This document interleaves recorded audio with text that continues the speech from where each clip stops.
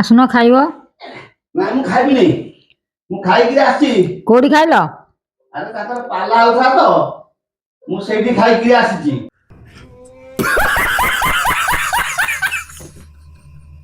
କଣ ଖାଇଲ? ଆରେ ସେଠି ବିଭିନ୍ନ ପ୍ରକାର ଖାଦ୍ୟ ସବୁ ତିଆରି ହେଇଥିଲା। ପୁରୀ, ଡାଲମା, ତାପରେ ଯୋଉ ଚକୁଳି, କାନିକା ହେଇଥିଲା, ମିକ୍ସଚର ହେଇଥିଲା, ଖଟା, କ୍ଷୀରି, ମିଠା 10-12 ପ୍ରକାର ମିଠା, ତାପରେ ଯୋଉ ଆମର ଛେନା, ଚିନି, ଆଉ ବିଭିନ୍ନ ପ୍ରକାର ଭେରାଇଟି। ସେ ପତ୍ର ଯୋଉ ଲଗେଇଥାନ୍ତି ବଡ ବଡ ମଞ୍ଜ କଦଳୀ ପତ୍ର, ସେ କଦଳୀ 4 ଯାକ ଫୁଲ। ଆଉ କେତେ ମଣିଷ ଖାଇବ? ମୁଁ ଯେତିକି ଖାଇଯାଇଛି ଜାଣିବ କାଲି 10ଟା ବାଜେ ମତେ ଭୋକ ହବ ନାହିଁ। ଓହୋ ଆଉ ପାଣି ବି ପିଇ ହବ ନାହିଁ। ମୁଁ ତାହେଲେ ଯାଉଛି ଖାଇଦେବି। ଯାଇନ ତମେ, ଲାଇନଟା ଲିଭେଇ ଯାଅ।